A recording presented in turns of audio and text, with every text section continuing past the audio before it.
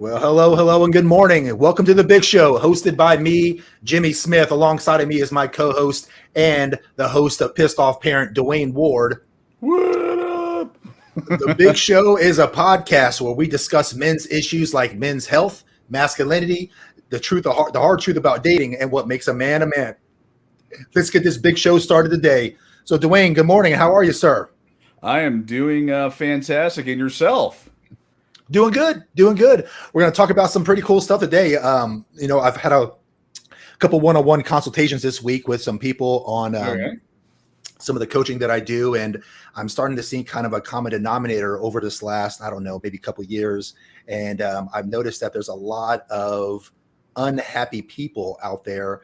You know, people are unhappy with their careers, they're unhappy with their dating lives, they're unhappy with the state of the economy right now. They're just not in the best moods, I guess. And you can make an argument that you can understand why, but I'll tell you, it gets me thinking, because part of my job is to help people become, better versions of themselves. And everyone wants to be in a better mood. Everyone wants to be healthier. Everyone wants to be happier. And so what you're saying is REM got it wrong. REM got it wrong. Smiley people, okay, they were wrong. Yeah, okay. Right, yeah.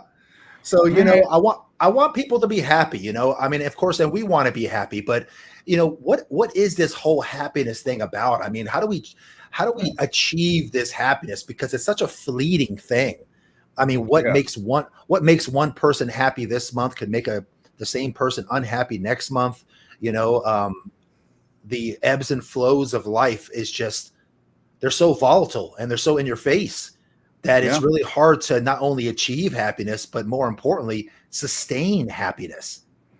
I mean, trying to be happy. And again, our society is really moving towards that. I have to have the feels all the time. I've got to be like uber happy, or what's the cool word that the youngins are saying now? They've always got to be totally happy and everything's got to be awesome and stuff like that. And when you're not at that plateau of just peak happiness, there's no contentment or middle ground, and it's either I'm super happy or I'm down the dumps and just hating life and looking for your next happiness. I don't know. Yeah, no, it's a good point. And also too, whenever you're trying to find happiness and you can't reach it, you start to turn to things that make you have quick happiness, like porn, like drugs, like alcohol. You turn to, adoration and non-sexual attention of people on social media. Yep. You look at all these things that give you this little boost of endorphins that make you really kind of feel good. But what happens is whenever that's over with, it's a very shallow happiness. Very. And it doesn't sustain that happiness for a long time. And what happens is we're seeing more and more young people, more and more men, more and more women fall into depression. I don't know if you know this, but nearly 1/4 of all the population, especially for females, are on some sort of psychiatric medication. They're on something for depression or anxiety. And with me being a medical clinic director, I see people's medical histories firsthand and what their current medications are. And it sounds about right. I mean, a lot of my patients are females because I'm in the weight loss business. And so a lot of my patients happen to be females. And that sounds about right, about 25%. So you're saying 75% of women are running around unmedicated? No. You know what? I had to do it. Let the hate come. The jokes there. I got to do it. But, let the hate flow through the anger. It's weird because, I mean, on TV, everywhere you go, everyone's like pushing depression medication and different kinds of depression medication. I've got stories in my background. I am very anti-medication in general. It took a lot for me to start taking baby aspirin. I mean, I just, again, with the issues I grew up with as a child and seeing my mother, my dad emptying trash bags full of mental pills or whatever to get rid of, because back in the 70s and 80s they didn't have the computer systems that linked everything up. So my mom, just kind of give some story here. She had her pedigree. She was manic depressant, schizophrenia with bipolar. I think that's her pedigree. Yeah, and a couple other stuff that they never diagnosed in her.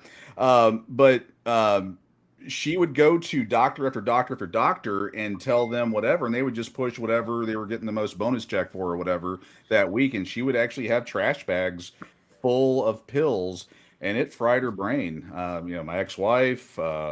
I mean, I see people every day, so I have a huge, challenge issue, whatever you want to call it, with any kind of medication, especially in that arena. I mean, I understand that there's a time and a place if your entire world gets turned upside down and you've got to have at least something to get you through the day for a short window of time.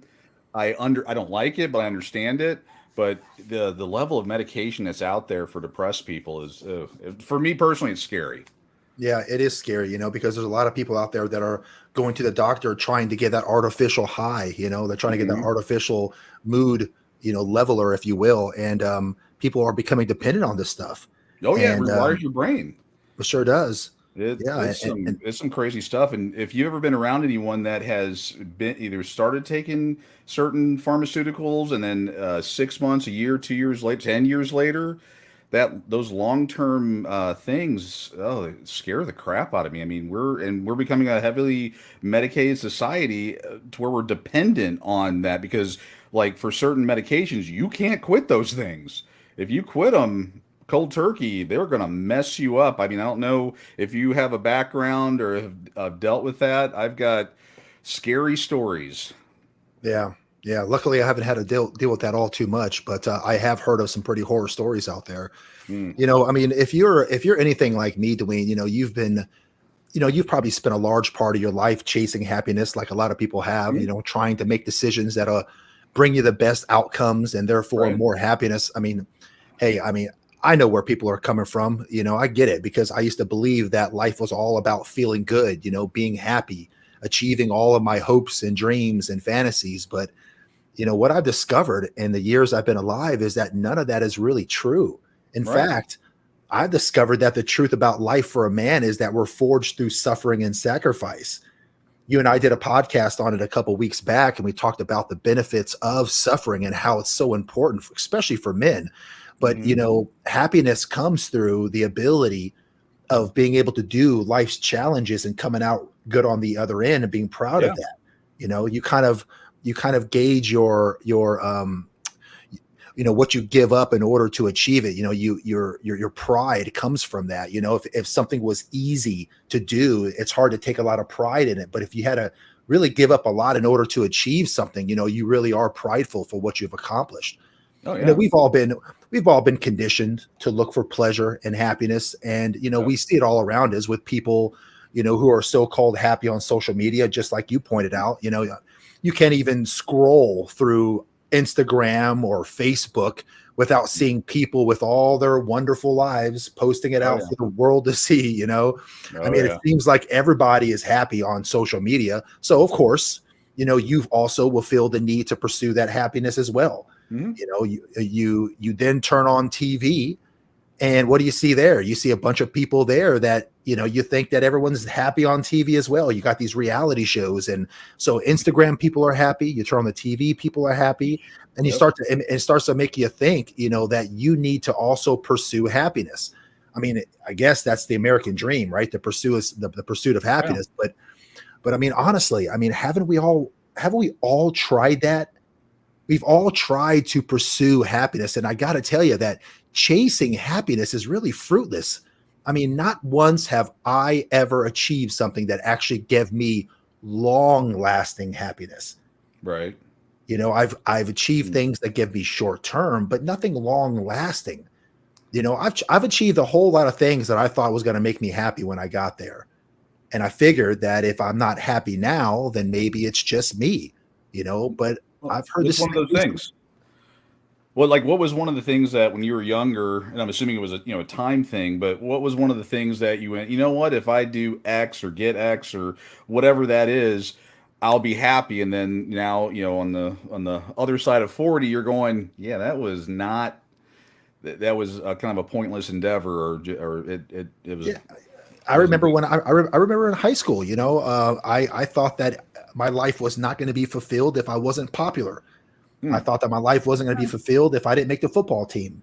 Right. I didn't think my life would be fulfilled if I didn't make it as a starter. And I accomplished all those things, and I realized that none of it really brought me happiness. You Yeah. know, it really didn't. I mean, I thought that when I got out of high school, chasing money would make me happy. I thought that chasing, the management titles would make me happy, and it just all it did was bring about its own set of issues and problems. Yeah. I thought that chasing women would make me happy. I thought that conquering women and would make me happy, and it's just one of those little here today, gone tomorrow happiness thing, and you're chasing the next woman the next The week. next I one. guess it's just, and that's what I mean. I mean, what have we done out there that's truly had long lasting happiness? And I really can't think of many things outside of maybe relationships and children and things like that. I mean, I figure that if I'm not happy now, then after achieving these things, then maybe it's something that's wrong with me. But then the older I get, the more I realize that this is actually the case with a lot of people who become quote unquote successful in their lives. Right. Well, And it's how so I you measure realize, success. I mean, people will measure success one way or the other. I know people that measure success by how big their bank account is, or how many yep, women they've been with, or how many men they've been with, or what toy they have, car, speedboat, whatever, or vacations. That's how they measure it. For me, earlier on, I mean, I always looked for, and I'm going to steal directly from Dave Ramsey. It's kind of weird. I knew a lot about Dave Ramsey before Dave Ramsey was even a thing. But that's the finance guy, right? yeah, that's the Yeah, Christian finance dude. He's been around, I think, 15 some odd years. And actually, I did a lot of the Dave Ramsey stuff back when I was like in my early 20s.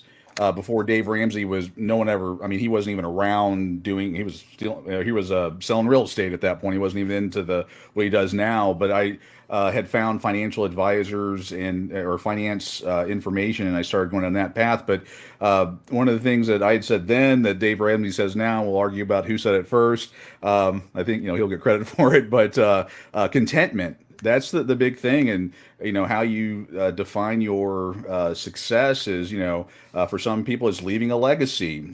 Some people it's fixing something or leaving something. Well, a legacy. It can be through of course children or work that you do in the community, stuff like that. Is different ways to measure success. And I think also as you get older, you start looking at that the legacies and the what kind of what can I impart, what knowledge or what can I do to make the world a better place before I go meet Jesus.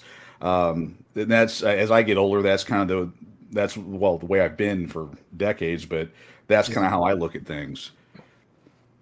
yeah. And everybody has their own little version of what that would look like. Yeah, The pressure of fitting in and running with the crowd has gotten many of us chasing money. That's the one in yeah, particular that a lot of people seem to chase. And we see these people on social media happy, and they're out there doing something nice. Maybe they're on vacation, and we think, well, you have to have money to be able to fly to Europe. You got to have money right, to be able to fly to the Keys. yep, We turn on TV and we look at these shows on TV where these so-called reality stars are living in huge houses and driving expensive cars, and yep, you know like their lives are seemingly nothing but a series of just a few arguments with their friends, and that's about the hardship they have to go through. And you think to yourself, well, shoot, I wish I was filthy rich and all I had to do was argue and have a little bit of drama in my life. I'll take that deal any day. Well, But see, my wife and I, we do watch trash TV. That is one of our guilty pleasures. We'll watch 90 Day Fiance, Love After Lockup, The Other Way, the whole 90 Day Fiance, The Other Way, and all that stuff, and Cheaters. We watch, and we sit there, and we both, again, my wife very red pilled, did really good with her, and the stuff you're talking about is interesting because even last night we're sitting here watching, I think, 90 Day Fiance, the Darcy Stacy thing that's on, and we're always like, how are they affording to do this? Because like these people's lives are like one big party right after the other. I mean, like they, Stacy and Darcy, they're twins. They were on 90 Day Fiance. It's a big thing. Actually, I think they're down in Miami, Florida right now, or have been, and like they jet set to New York for a bachelorette party. They go get their get waxings done and all this stuff. And I'm like, how the hell can these people afford those things? I mean, we watch Honey Boo Boo. June, Mama June from Hot to Not or Yeah. whatever. And we're Yeah. like, how the, and we asked the question, how the hell can they afford these things? Because they don't work, they don't do whatever. I mean, obviously it's sponsorships and stuff like that, but it's all fake. I Yeah. mean, but then you have people that are watching TV going, wow, I deserve to go do this, or I deserve to go do that, and they end up putting themselves in a bad spot because they're maxing their credit cards out, or they don't have they no one can sustain that lifestyle. Yeah. And And I've actually had the pleasure of being a part of a couple of reality shows myself where really, I have, yeah, and I've witnessed the filming of it, and I was even an actor in a few reality shows. One in particular that I'm thinking about was an RV show where you would have these families come up and they want to buy the RV. It's kind of like the uh-huh, house ones where they the salesperson will pick three houses and then they'll finally settle on one house and buy it, or whatever. Well, just uh-huh. picture that, but for RVs. And so I'm the salesperson in this reality show, and I think I filmed like 5 episodes or something. And you know, the producer Jason would I would meet with him in the morning, and he would literally say, Jimmy, this is the Johnson family. Hey, hi, nice to meet you. Nice to meet you. Nice to meet you. I'm Jimmy. I'm Jimmy. And Jason would literally say, okay, so you're going to show them this one, and this one, and then they're going to pick that one at the end. Oh wow, that staged. That's staged. Wow. Okay. Everything was staged, including their budget. Now, what they did for a living sometimes was what they actually did for a living. Uh-huh. Like I had a firefighter family. I had there was a family who did some auctioneers where he did the guy where he talks real fast. Come on now, blah, blah, blah, blah, blah, Right. that whatever that's called. They legitimately did that for a living, and then film crew would fly up to their house and film them at work, so that way they could have the footage. But their Right. budget was not the budget. I mean, some of these people were just they were broke, and they're asking me for $250,000 RVs in this particular situation, and they couldn't finance cheese on a cheeseburger. So Wow. it's I want people to understand that what we see on TV and what we see on social media is nothing more than what people want you to see. Right. It's Yeah. not it's not reality. A lot of these people just do not have the money to fund the lifestyle in which they're trying to make us all believe they live. Yeah. And so what we would do in this reality show is that, I would show them these RVs, and all the reactions were real. They would walk Mhm. into it for the first time and they would ooh and ah and things like Right. that. But at the end of the day, they would go over to the little table and I'd be over here, and then they would film them talking over there. Well, which one do you like? Well, the blue one had the space that we wanted, but the green one had all the horsepower that we would look for. And I can see our kids on this one because that one had a bunk bed floor plan. And they do the whole song and dance, and they go, well, you know Right. what you want? I know what I want. Well, let's go tell Jimmy. And they come back and they go, all right, folks, so which one'd you pick? And they're like, we picked that one. Good choice. Right. And we would end the filming, and I'd shake their hand, and they would go to their car and drive the F home. Wow. They're Okay. not driving home in an RV. They didn't buy the Right. RV. That's my point. They're not really purchasing these things, these items. So Isn't I this want people, huh? Well, isn't this like I guess the digital version of Keeping Up with the Joneses? I mean, again, I'm going, for the older folk out there, we used to call it, Keeping Up with the Joneses. So, like, you would buy your house, and then all your friends would buy the bigger house. They could barely, they couldn't even afford it, but you wanted to be just like them. So you overspent on your house, your car, your whatever. And it's the Yeah. whole Keeping Up with the Joneses. And it's all a facade. It's all fake. Exactly. It's all just a big, huge facade. You're right. And so what we do is we're left looking at our own place. We're Hmm. left looking at the beat up car that we're driving, and we feel bad that we don't compare. So Right. now what we do is we start to chase money because we feel inadequate, and we Right. spend our entire lives chasing money. And Hmm.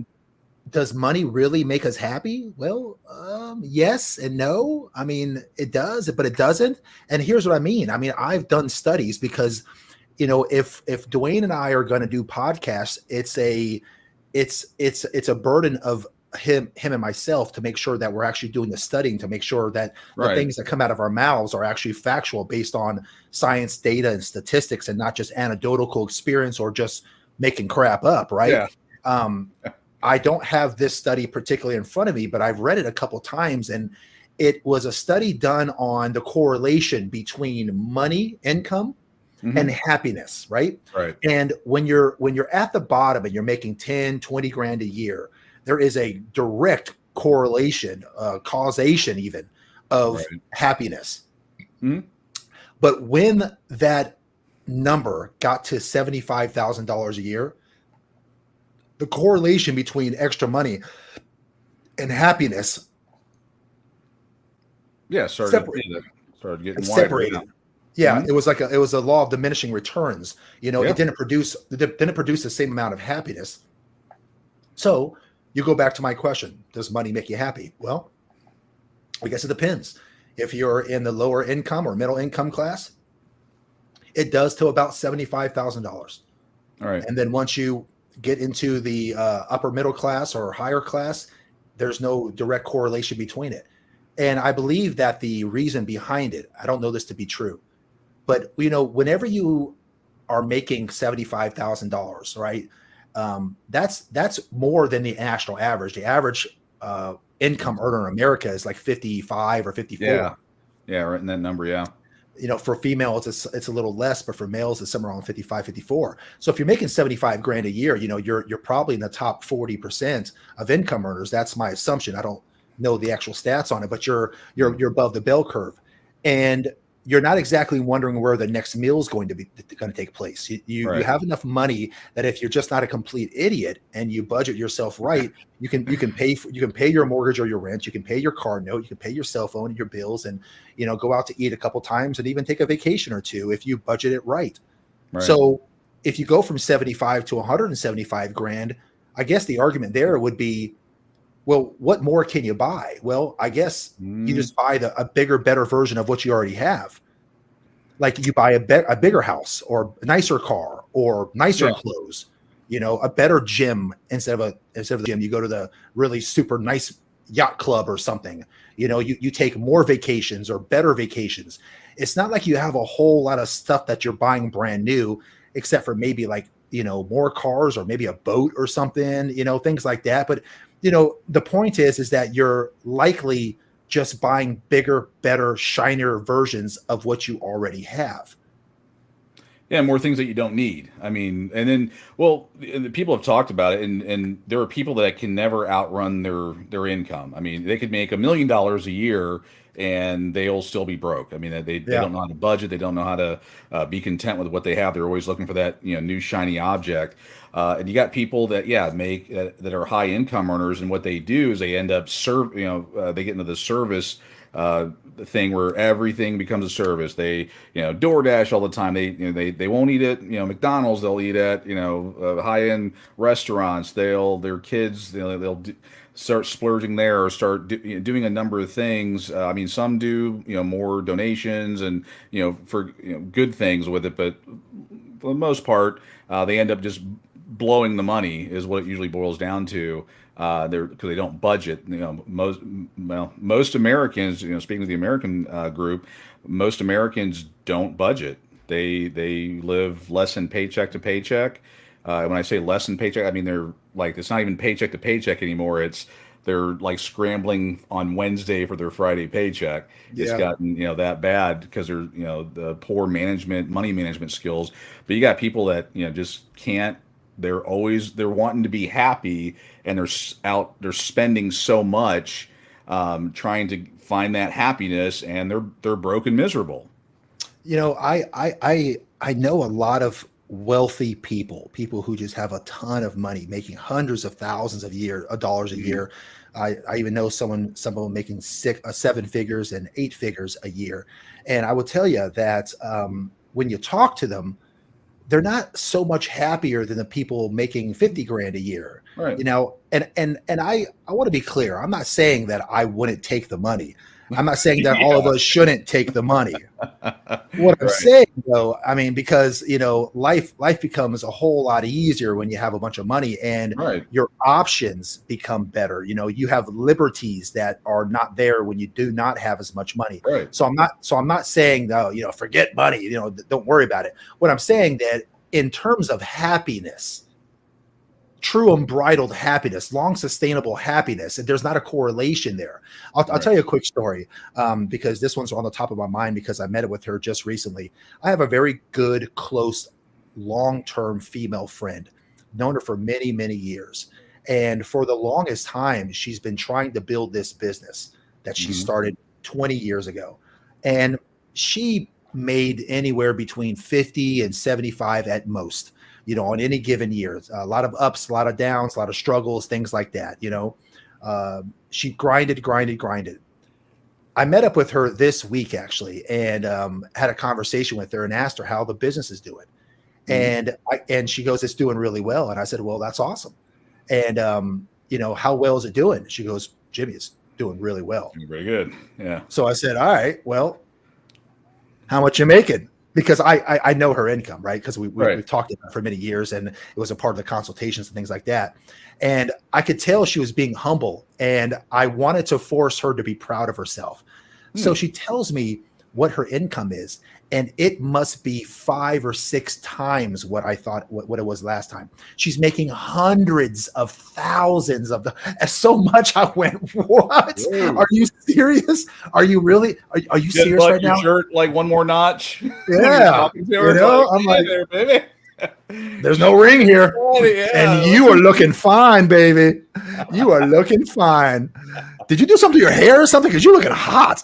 Exactly. But so she smirks, right? And I say, "Hey, I'm so proud of you. You deserve it. Couldn't have happened to a better person, this, that, and the other." So I start asking her, "What are you doing with the extra money? I mean, you got all this money now. What are you doing?" She's like, nothing, And I said, "Well, what's been the biggest change?" And she says, the biggest change has really been, I don't worry about paying my bills anymore. I've got so much money that I don't worry about it. I said, "Are you going to buy another car?" "No." "You're going to buy a house?" "I know. I'm not going to do." "No, I put a plan together where I can pay the house off in this many years instead of 30, now it's going to be this, and I'll have all these things paid off. But, I'm getting these quarterly checks, bonuses of X amount." And I'm like, "Gosh, that's a lot of money." And she's like, I look at my statement every quarter and I go, "Wow, I mean, that's pretty nice." And then she goes back to her day.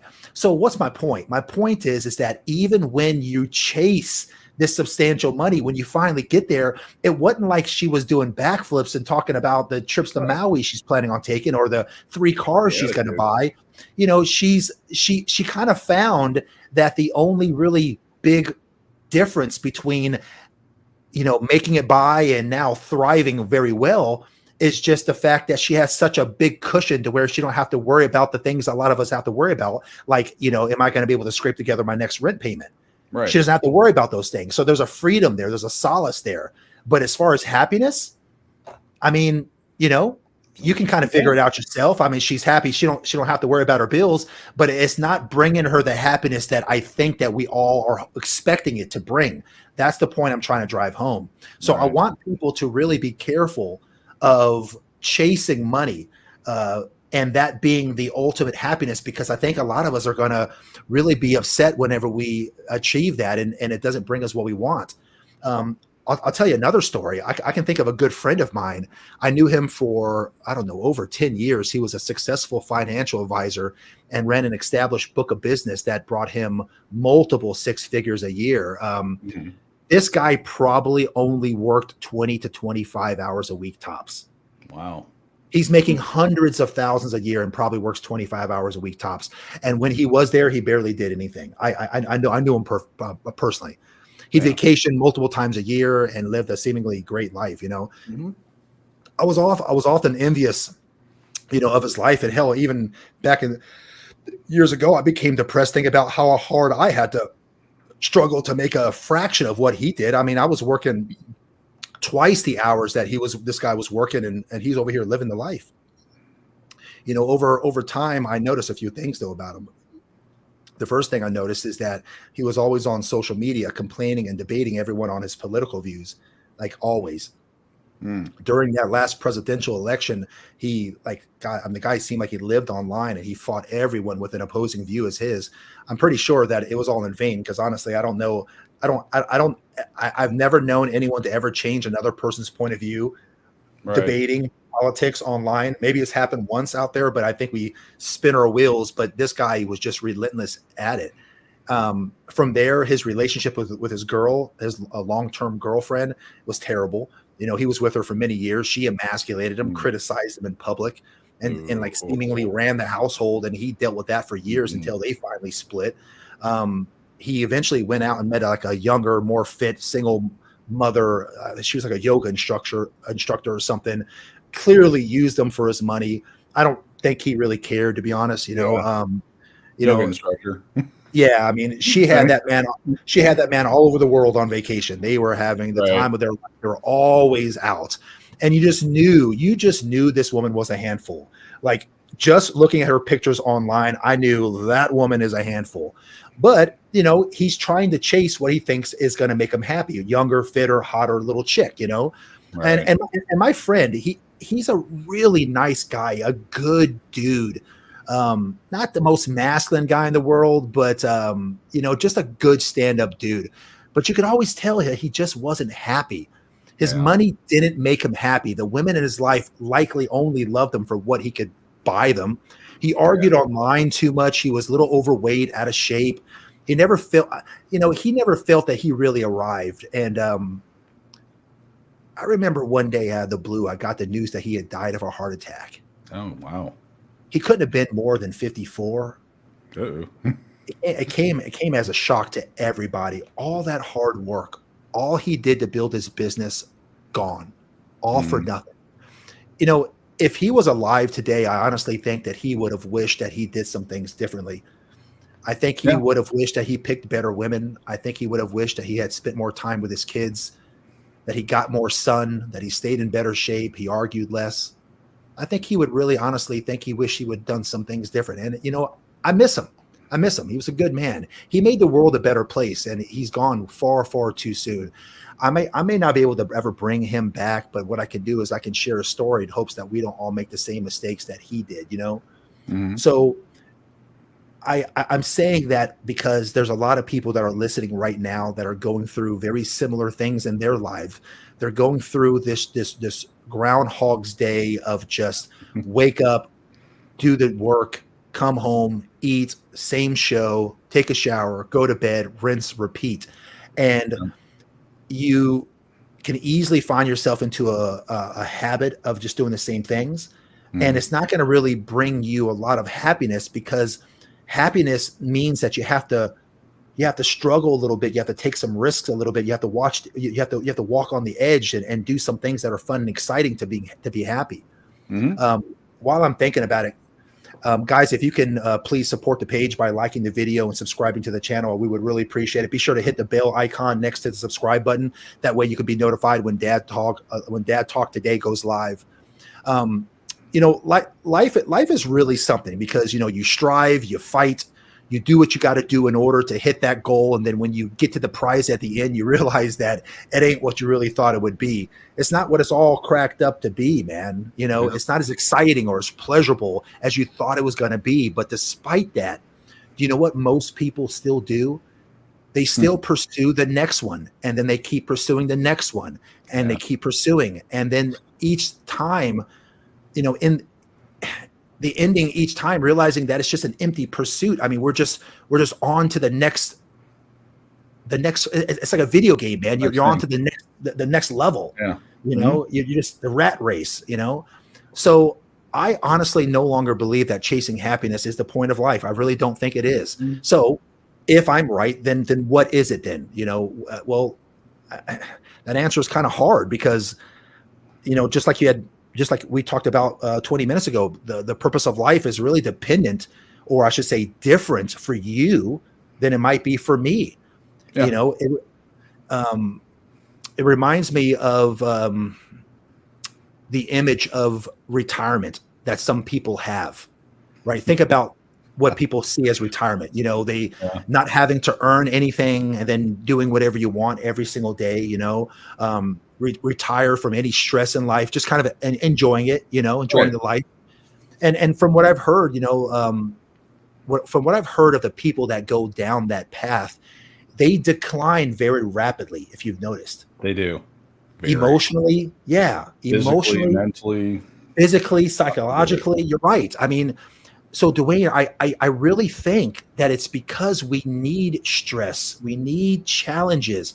Living on the edge is what we are capable of, and moving forward, we've got to move forward or we will decay. Let me tell you this story. Okay, this is a personal story that really hurt my heart. My ex-father-in-law, he was an immigrant from Greece. He was born in Greece. I think he was born early 1900s. When he was a young boy, his village was bombed by the Nazis, and his parents were killed in the bombing. And him and his brother went through a Greek orphanage. And I think that his highest level of education was 8th grade or 6th grade, something like that. Fast forward, he became an adult, made his way to America, met my mother, my ex-mother-in-law. They got married, had who would be my future wife, my ex-wife. And this was now the 70s. And they were living up in Astoria, New York, which is a pretty prominent Greek town. At least it was back then. I think it still is. The entire family, and this is how Greeks are, they all pool their money together. The mother, the father, the grandparents, they all pool their money together. And is it like My Big Fat Greek Wedding? Is it like that movie? Just like it. Will he like the guy with the Windex? Yes. Trying to get a visual. You are correct. Windex and vinegar cures everything from the common cold to your countertops.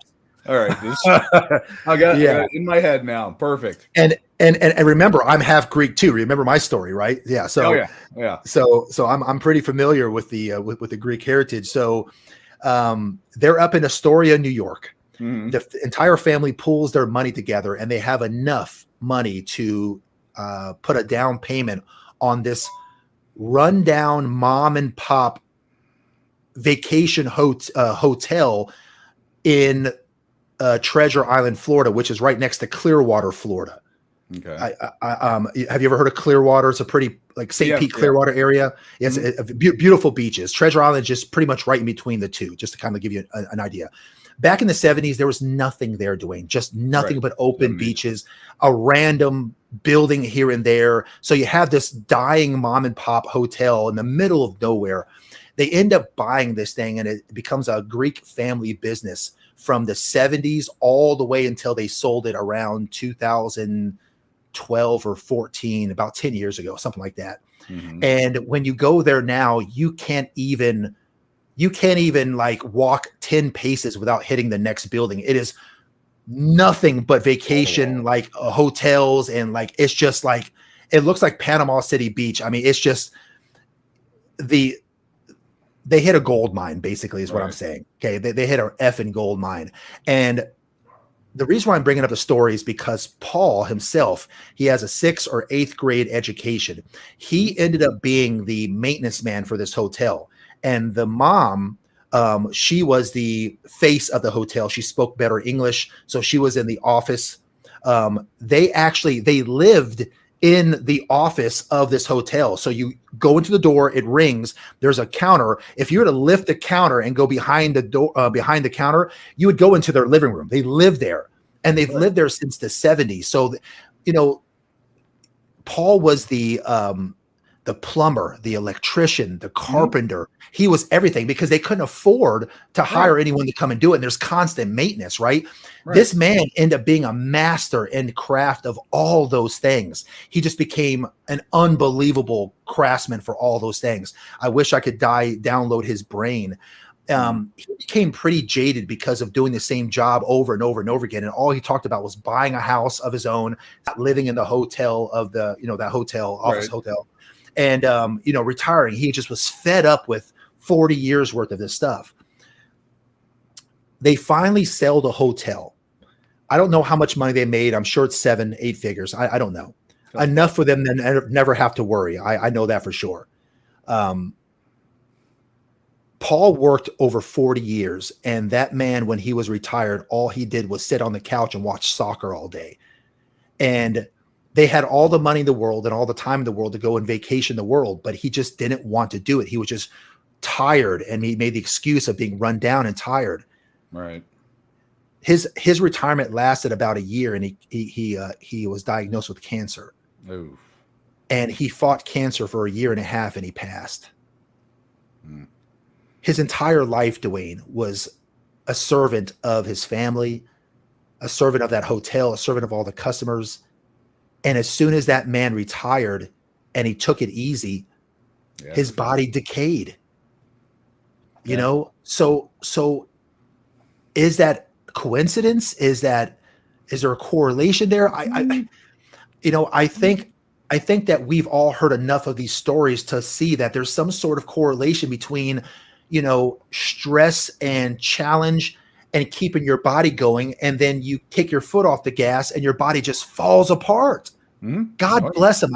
The man deserves to live to be 150 years old. He really honestly does. But the Lord took him too soon. And I just hate hearing these stories. So when you're looking at chasing happiness, when you're looking at how can you be happier, I don't think that the goal should be, I need to clear all the obstacles in my life away in order for me to be happy. I don't think that's it, No. because there's so many stories like Paul's or my female friends or the financial advisor friend of mine, where when you have it easy, you just don't last that long. No, you're soft. I mean, that's the kind of the cold hard facts. I mean, it's funny as you were telling different stories, I was remembering different things. I don't know. Have you ever heard of a book called The Millionaire Next Door? No. Came out in the early 2000s. I used to actually, there's a used bookstore here close to me, and I would buy like 10 or 15 of these books, and I would just pass them out to people, usually younger people. But it was a statistical book, which obviously, I'm a data guy, so it appealed Yeah. to me. But it was this, the author, and again, it's called Millionaire Next Door. Highly recommend it. It's 20 some years old, but all the principles are still valid today. But he was like, I want to know who a millionaire is. Who is that millionaire? And he started doing the research. He put on a big swanky meal at this real nice posh hotel, invited all these millionaires to come out there for caviar and hors d'oeuvres and all that stuff. And pretty much not a lot of people showed up because of where it was at. It was in a real nice area, but a couple people did, and they showed up in cowboy hats, jeans, and work boots. Yeah. And the guy's like, wait a second, this doesn't make sense, because millionaires are, they dress for success, they're, blah, all those things. And so he started talking to the guy, and it got him thinking. And so he changed the way he was going about it and did a deep dive. And the summary of kind of like chapter 1 and 2 and 3 is the millionaires in the United States are first generation. There's really not a lot of old money is generational. They have a small home. They're usually in business for themselves. They usually have they broke it down. It was a Ford 150, and there was a range of years. That was the most common vehicle a millionaire owns. And the theme of it, though, is that they lived below their means. They lived in a lower or middle class area when they could have potentially afforded them. They could have lived in the ritzy area. They just didn't keep up with the Joneses. They were humble. They were parts of their community. They did those type of things.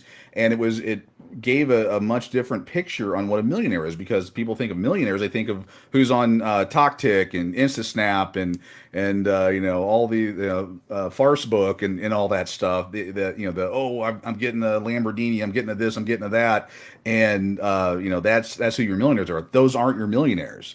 Right. They're your humble, hardworking people. And when you were talking about your father-in-law, it reminded me, like, I've learned how to do all those things: plumbing, electrical, drywall, you name it, as when I was younger, because one was poor. And then, of course, when I got married and stuff, I bought a small little home. It was actually $60,000, where, to give you an idea, everybody else, all of our other friends, were buying $200,000 homes. This is 30 years ago, which, Yeah. ridiculous. But if something broke, I couldn't afford to fix it. I couldn't hire someone to do it for me, so I had to figure out a way around it. So I learned finances, or I got a Reader's Digest how to do electricity, and I cracked that book open, and I learned how to do it, and I did it myself versus paying somebody, $1,000 or whatever. And that was one way that I was able to accumulate wealth, was I wasn't servicing it away.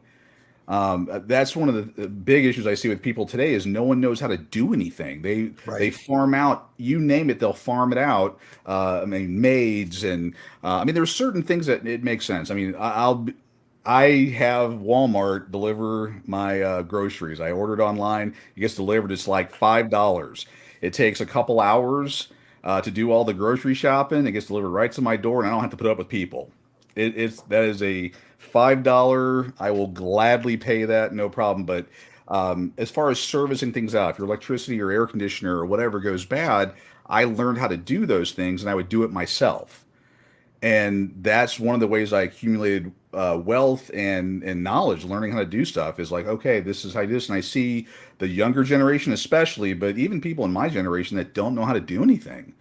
They live in their own little worlds, and they're chasing that dollar. But when you can make all the money in the world, but if you can't outrun your spending, you're never gonna even make that. I know, kind of the conversation really is how to be content, and how to not chase happiness, i.e., chasing dollars. But as far as generating wealth, when you are servicing all your dollars away, or living credit card, maxing your credit cards out, getting everything on time payments, you're giving all of that money away, because in your lifetime you can only make X amount of dollars. Where's Right. that money going to go? And I don't know, I spent, and as far as kind of a full disclosure, in my younger days, I used to be a liquidator. I used to shut people's businesses down.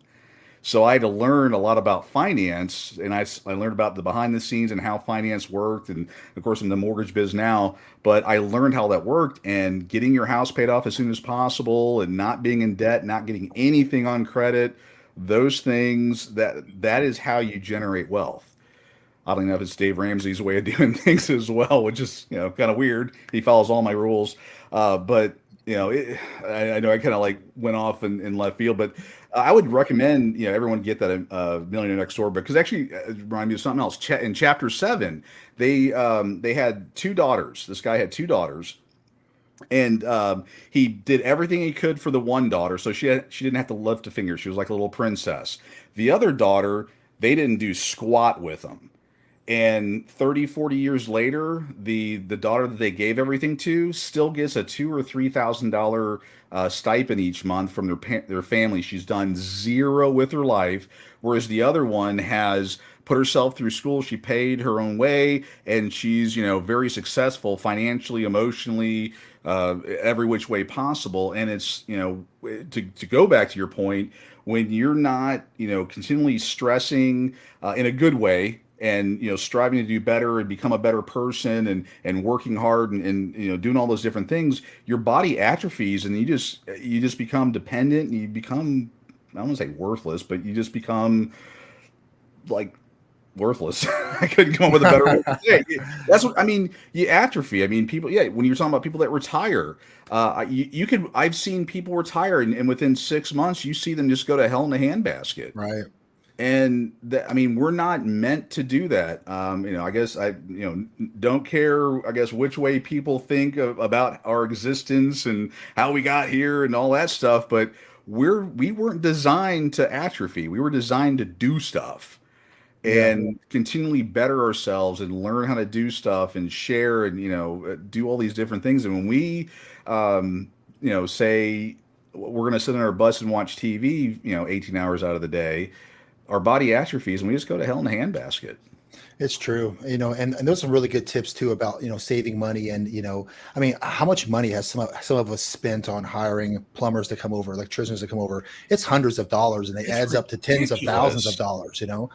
I will tell you, I really think that it's good for everybody to know a little bit about, the electricity, plumbing, if you feel comfortable doing that. I mean, in today's world where you can literally go onto YouTube and watch a few hours of videos and Yeah. figure it out, there's kind of no excuse not to do it unless, you're dealing with something that's probably beyond your capacity.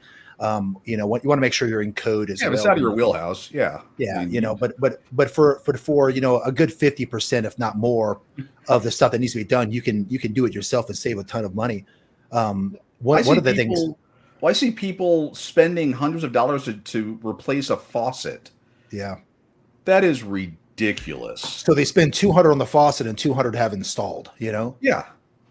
And I tell you, folks, if you learn how to do it, there's a sense of accomplishment and pride that you get knowing Right. that you installed it yourself.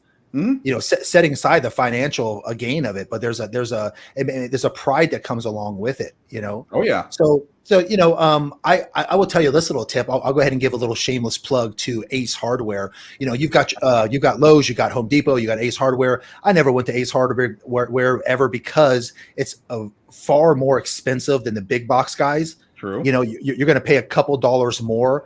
But I ended up going there because it was convenient or something. I paid a premium for it, but I get into the conversation with the people who work there.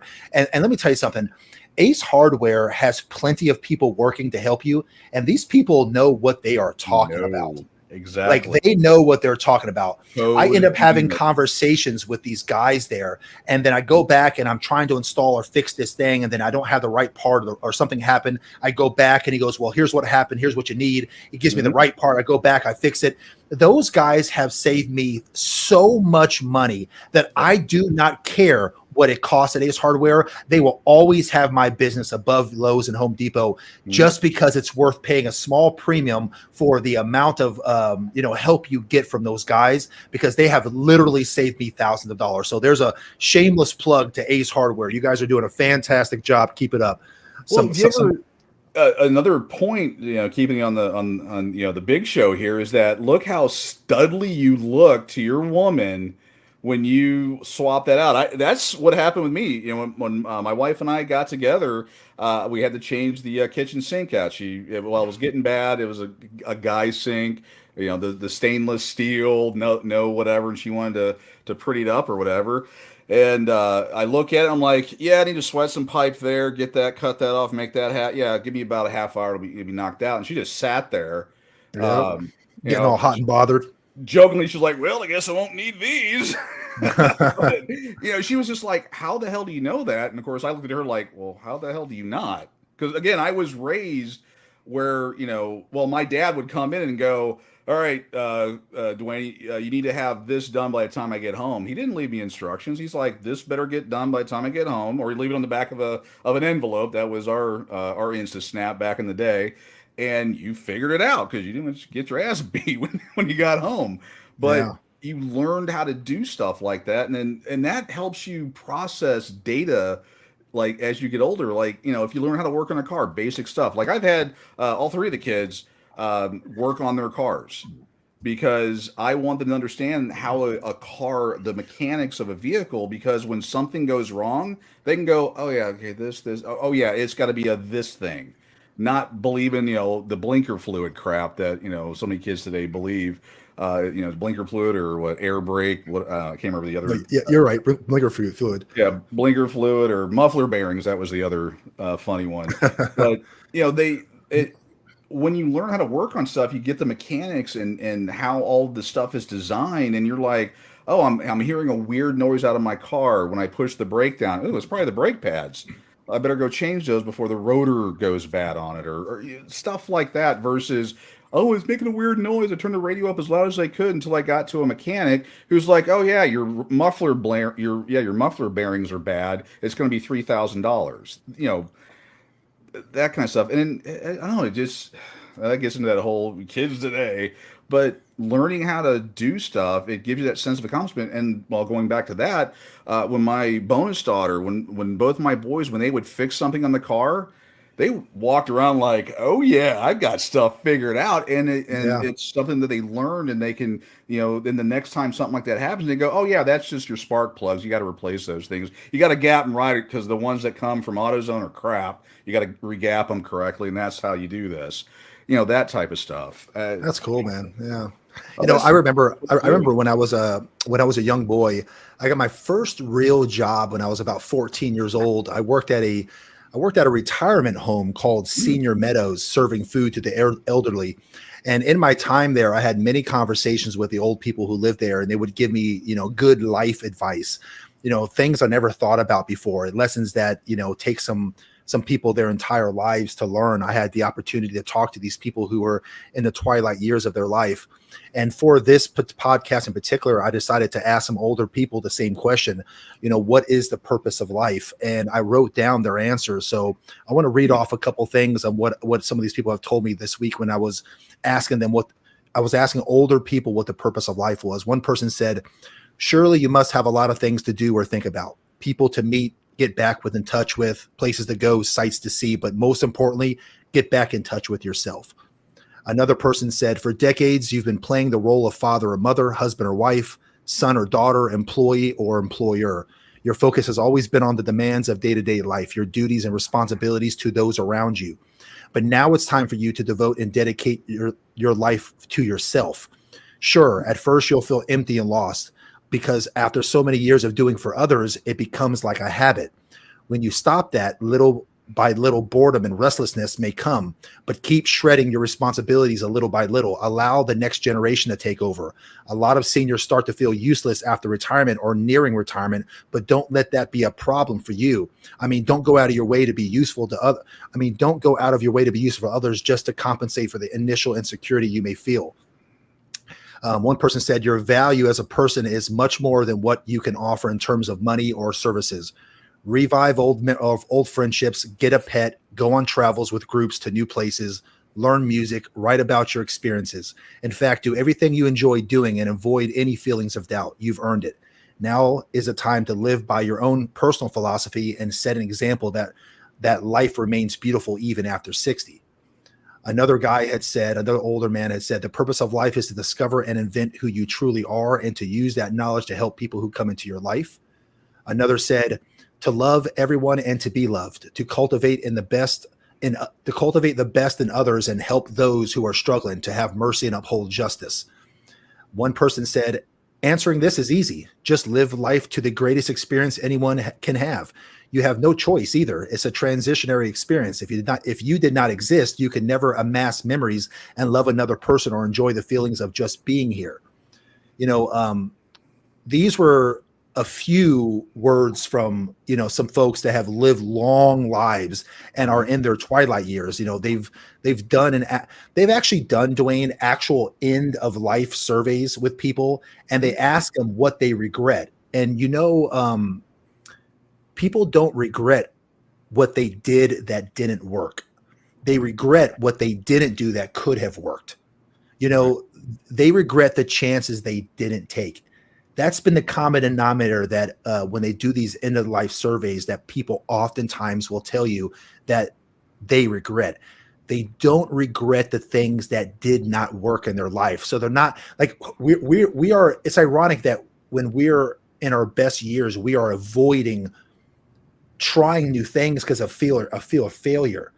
Yeah. But the older people on their deathbed are telling us that that's actually not a regret of mine. I never regretted the things that I did that did not work. I actually regretted what we didn't do that could have worked.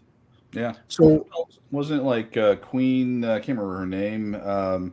She famously quoted as all of my possessions for another moment of time when she was on her deathbed.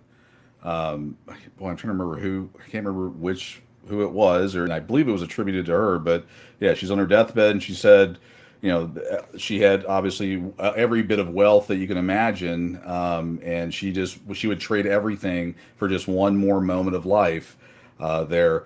And I've been torn between that and kind of bringing up another thing. Now, you had mentioned it was a retirement home, and you're in Florida, right? Yeah. Was that Sophia you were talking to, or Blanche? Probably one of both. Yeah, One of both, Sophia, okay. Blanche, Okay. from the Golden Girls. From the Golden Girls. Sorry, I gotcha. I caught on to the joke. Yeah. When you think about things that people, when you think about things that mean a lot to happiness, right? You will think about the relationships that you have. You'll think about the careers that you have, possibly. You'll think about your personal health. You'll think about the money that you have amassed. You'll think about, your relationship with God, things like that. I oftentimes think about which one of those are the most important. And it's really hard to determine which one is the most important, but setting aside the emotional part of it, and I just think logically, kind of has to be health, because if you're unhealthy, you can't do any of the others. Yeah. That's why I think it's health, because health has to be the foundation of it, because you won't be around to have a relationship with the Lord, go to church on Sundays, preach the Bible, learn the Bible, if you're not healthy and you're not here anymore. You can't do any of these things if your health is awful. And it's one of those things, health, that is, it's one of those things that are so fleeting, and we don't pay attention to them because we take it for granted. And then when we get into our 50s and 60s and 70s, and our health starts to decline, I mean, there are people that just want to be able to stand up on their own without the assistance of a device. There are people that just want to be able to fall asleep as normally as you and I fall asleep. Not me. I'm having to do the old bed, pillow, CPAP machine, and So even you personally, your sleep is altered, with different sleep functioning apnea. beds and CPAPs, right? Yeah. I mean, so you're going through it yourself, and without that assistance, you'd probably have an awful night's sleep, and you'd probably have high blood pressure comes from not getting good airwaves, and things like that. So my point is that I really think that the first place we got to start is making sure that we are taking care of our own health, because none of the other ones I mentioned that are extremely important can take place if you're not around. Right. Yeah. So think about bettering your health if you're looking for a place to start. Some of us, we have been putting that off far too long. If you're interested in knowing a little bit more about how to eat right or train in a health club, take a look at the podcast Dwayne and I did last Sunday. We did an entire podcast on health and wellness. That'll help. If you're wondering how suffering and challenges can help make a person happier, then 2 weeks ago, take a look at our podcast that we did about suffering and chosen and unchosen suffering, how suffering helps you become a better man or a better person. A lot of these podcasts that we're doing, these teaching guys, these are all intertwined. And when you watch over a couple months of the podcast we do, it will help increase your overall quality of life. Not just one podcast is going to make necessarily a life-altering change in your lifestyle, but when you start to really listen to the week after week, you'll start to kind of understand that, hey, these guys might be on to something. These guys have lived some really interesting lives. Dwayne has lived an interesting life.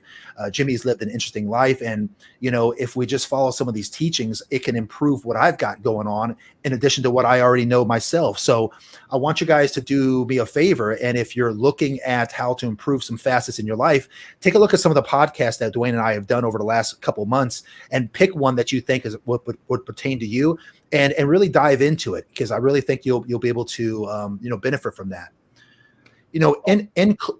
Go ahead, sir. I was going to say, and one, not to sound blasphemous, and two, not to, and I am serious about this comment, and I know it's going to kind of maybe come off kind of funny. We'll see how it goes. But I don't know if you're familiar with the prodigal son. A little bit, yep. Okay, that's a TV show. No, the Bible. Sorry. Sorry. It was. I'm familiar with the TV show. Sorry. So anyway, in the Bible, and there's a famous painting. God, I'm trying to remember the guy's name that painted it, and it just escaped me. But there, again, the prodigal son. Again, the story event about the son that leaves. He demands his inheritance now, leaves, squanders it all, and then he's sleeping in pigs. He comes back. And he thinks that maybe his father, the king, will let him, sleep with the pigs or whatever. Well, the king jumps from his chair, puts a ring on him, again signifying, nothing's changed or whatever. But with the kind of what I'm getting, that's a prodigal son kind of story event thing. But the prodigal son, there was a painting, and it's like a multifaceted thing where you have the king, and then you have three of the sons, the different sons, and how they look.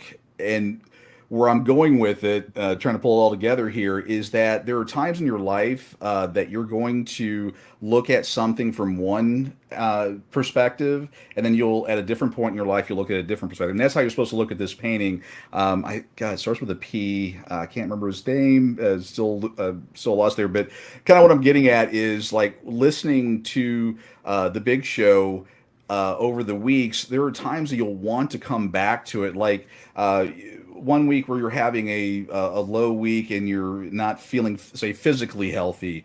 There's a podcast you can watch from the show that talks, about health, and there's one that's going to be talking about, spirit, mind, and getting yourself right in this area, and you're going to look at it from that perspective on one weekend or at a different time. And I would just kind of say for people to kind of go back and listen to them to different podcasts at different times, a couple times, because you're going to pull something from it. I don't know if you're a Bible reader or not, but when you've read the Bible as a youngster, you're going to read it differently then as when you're, older, you're married or a parent or go through grief or whatever. You're going to read those passages. They all have kind of one meaning, but you're going to read them from a different perspective. Same thing with the show. You can watch it and kind of glean different nuggets of truth and fact out of those different podcasts. So I would just kind of urge people to go back and watch them at different times and kind of pull those kernels out there.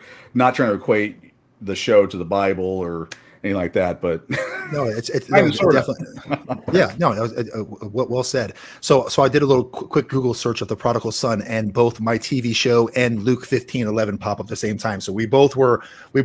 Right. I think the one is where the show is where like he's the killer and the detective. Yeah.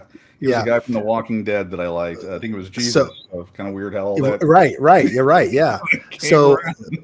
So the prodigal son appears in Luke 15:11 in the Bible. The story is about how a father left